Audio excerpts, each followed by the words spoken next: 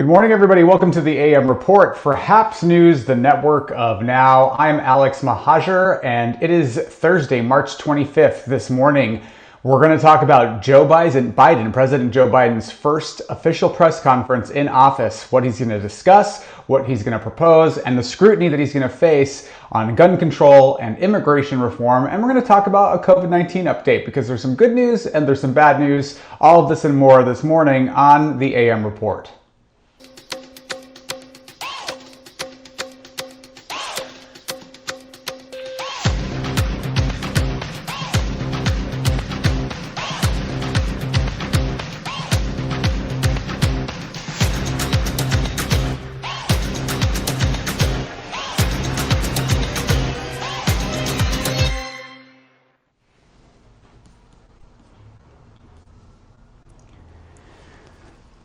Good morning, everybody. I'm Alex Mahajer. Thank you so much for joining the broadcast this morning. If you're watching on the HAPS app, website, or platform, click the award button. Let me know you're enjoying it, or the hello button. I love seeing you chime in from around the country and around the world. Let me know where you're watching from. And if you're watching on Facebook, Reddit, YouTube, Periscope, Twitter, leave a comment during the broadcast. Let me know what your thoughts are. We'll bat around, and I want to hear what you're thinking on this Thursday morning as we get into some of the news. We got some people chiming in already. Hello, Kim from Washington. Good to see you. Good morning to Rev McGinnis. Good old Rev. Got to come back on your show soon from Chicago. Cloudy Concrete is saying hi. Renee Barone, faithful viewers, and all amazing members of the HAPS community. Check out HAPS. If you're on Periscope, HAPS is about to bite the dust, and come on over to HAPS and enjoy the platform. The platform's been opened up for everybody to use. Hello from Copenhagen, Donald Brandt. Good to see you. Copenhagen, a beautiful, beautiful place. I visited Copenhagen. I went to the commune there. I don't remember the name now, but it was pretty amazing. Robert Hamilton joining from Northfield. Good to see you. Another one bites the dust, says Rev McGinnis about Periscope. Yeah, and I love the HAPS community. DLS says, "Is this real?" LOL. It's real. You're not dreaming.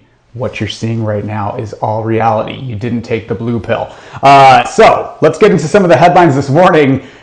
First and foremost, President Biden is holding his first formal press conference in office today around 1 p.m. Eastern, and he's gonna face some scrutiny on gun control and immigration, the two sort of unexpected challenges. I'll remind everybody, Joe Biden's only been president for 7 weeks or something. It's a very small amount of time he's been in office, but he's moved so quickly on COVID that it feels like he's been there for 6 months. But President Biden is expected to highlight exceeding his goal of 100 million COVID-19 vaccine doses in 100 days, and the passage of the $1.9 trillion COVID-19 relief bill, which he is currently touring the country selling to the American people while facing scrutiny on immigration and guns, the two unexpected sort of challenges in his first 2 months in office. And the immigration, the issues that are happening at the border with bigger groups of migrant chains coming from Central America. Vice President Kamala Harris has been assigned the task of being the liaison, the person in charge of handling this. So she is up for the task, and she's game, but facing some unexpected challenges with the immigration issue at the border. So, and then of course, there's the issue of gun control, and Biden is expected to announce today. He has already said that he wants a federal assault weapons ban, and federal background checks, but he has a very comprehensive strategy for gun reform. It's including multiple loopholes that exist in the law right now that allow people to get their hands on guns who shouldn't. And Biden, White House press secretaries Jen Psaki, is saying that all options are on the table, that the president is looking at not just a legislative solution, but taking on the issue of gun reform using executive action, which is something the president has said that he is reticent to do on the whole, more generally speaking. In the past, he said he's more reticent to do it. He wants to have bipartisan support in Congress. But now he's seeing very clearly and very quickly that Senate Republicans are going to obstruct his legislative agenda. Unless you, here it is, I do this once a day, unless you eliminate or get rid of the filibuster or reform it, Joe Biden's legislative victory is dead on arrival in the U.S. Senate, no matter what it is, no matter whether or not Republicans actually support the proposals. They are going to kill any bill that is proposed by Democrats in the Senate in order to hold them back from getting more legislative victories. It's just not going to happen. So executive actions are back on the table. I want to play White House Press Secretary Jen Psaki talking about the option of having both options on the table, both executive action and legislative action. And here she is. At what point would President Biden consider taking executive action instead of waiting for Congress to wait? In other words, how many measures would have to fail before he stepped in? I think he sees it as vital to take steps on two tracks because congressional legislation, as the Vice President conveyed this morning, obviously has a more permanent, lasting impact. Executive actions are, of course, an important lever that every president has at their disposal. There's current discussions and analysis internally of what steps can be taken. That has been ongoing for several weeks, even before these two recent tragedies. He looks forward to getting an update on and seeing what can be moved forward on that front as well. So he's not waiting for anything to fail, is really the answer to your question. No one is talking about overturning or changing the Second Amendment. What our focus is on is putting in place common sense measures that will make our community safer, make families safer, make kids safer. The majority of the American public supports background checks. The majority of the American public does not believe that anyone needs to have an assault weapon. So that's really what our focus is on at this point in time.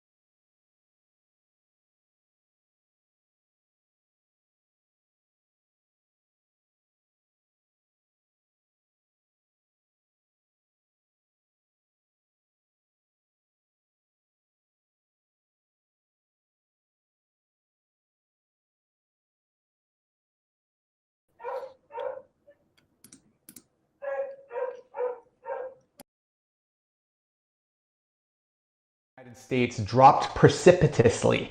They dropped nearly in half up until 2004 when George W. Bush allowed the assault weapons ban to lapse. And then gun deaths and gun violence tripled. And here's a little bit of an image on that, showing the effectiveness on the assault weapons ban in the United States from 1984 to 94 to 2004 when we had the assault weapons ban. This is the number of gun incidents and deaths. They dropped precipitously. And then 2004 to 2014, they tripled once that ban elapsed. Not only that, is the US Supreme Court has already ruled on this. They've already ruled that an assault weapons ban is constitutional. It doesn't conflict with the Second Amendment.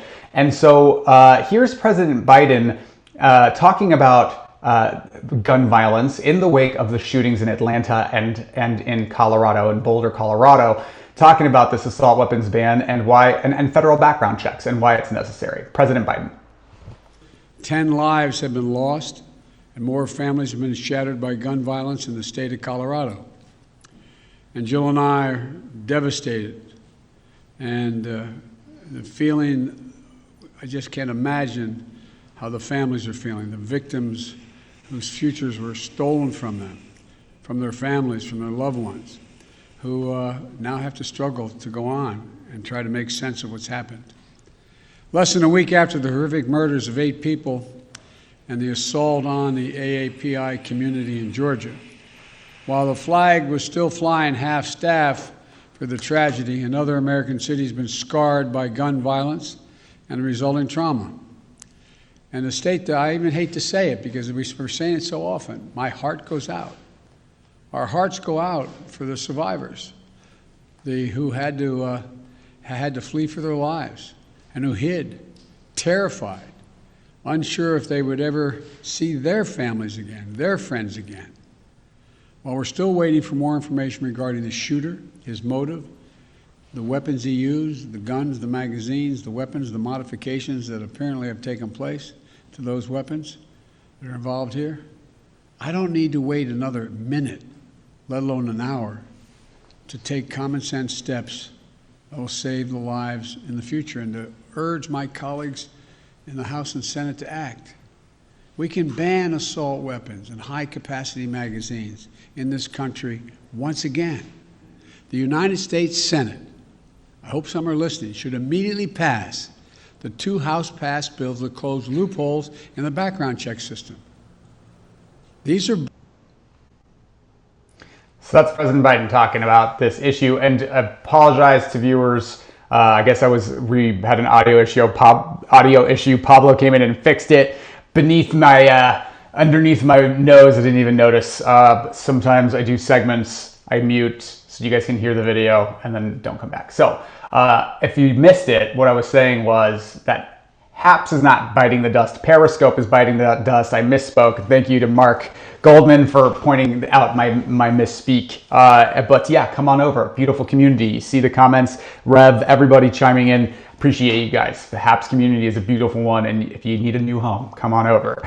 So that's Joe Biden talking about the need for a federal assault weapons ban and some federal background checks for this issue of gun violence. I'll note that we're under this illusion that in 2020 gun violence dropped because of the COVID pandemic. Businesses were closed, people weren't out. But actually the studies are showing now, we're starting to learn that 2020 was actually the deadliest year for gun violence and for gun deaths in decades, which just blows my mind that even when things are closed, businesses are closed, the gun violence actually went up last year. And so this is a pressing issue. The violence that happened in Boulder, and then of course the 8 people, including 6 Asian American women who were killed in Atlanta, highlight the need for gun reform legislation, something that we've been trying to get done for a decade, at least a decade.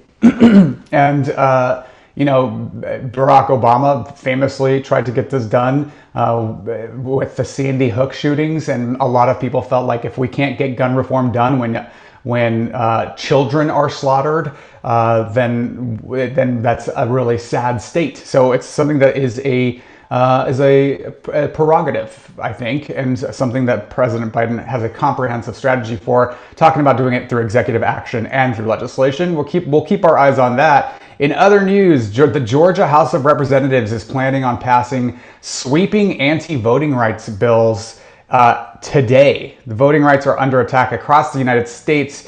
The Georgia House, led by Republicans, of course, is expected on Thursday to approve a sweeping bill, that's today, election bill that would limit voting rights by imposing restrictions like an ID requirement for absentee voting. Meanwhile, today, the Michigan GOP has introduced 40 bills to restrict voting rights access, bringing the total to about 30 pieces of legislation in state legislatures across the United States just this year, since January, seeking to restrict voting rights in the aftermath of President Biden's victory, unexpected victory.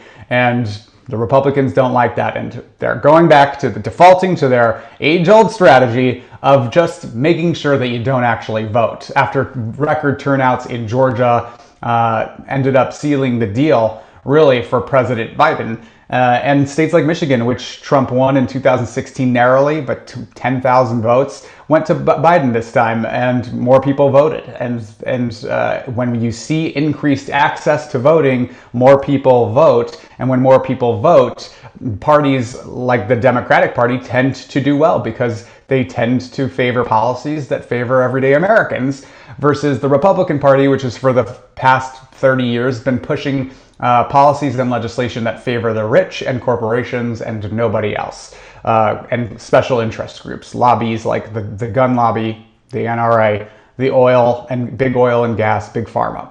So that's, of course, that's not restricted solely to Republicans. I'm talking more generally, but I'll note that since 2016, Democrats over 100 Democrats elected to the United States House of Representatives on no special corporate PAC money, pledging to not accept corporate PAC money, running and winning. And so there's definitely a trend towards reducing the influence of money in politics, and it definitely needs to happen. And so altogether, these voting rights bills across the U.S., very, very troubling and happening because Democrats won. So now Republicans are trying to legislate Democrats out of office in state legislatures. Something to keep your eye on. Finally today, COVID-19 update. The U.S. has just hit 30 million total cases in the U.S.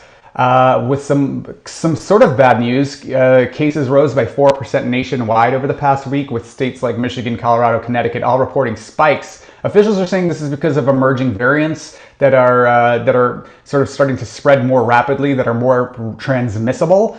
But 1/3 of adults in the U.S. have now received at least one dose, with 14% of the population fully vaccinated. The U.S. is currently averaging 2.45 million shots a day, well ahead of Biden's goal of 100 million shots in 100 days. We're coming up on 140 doses distributed right now.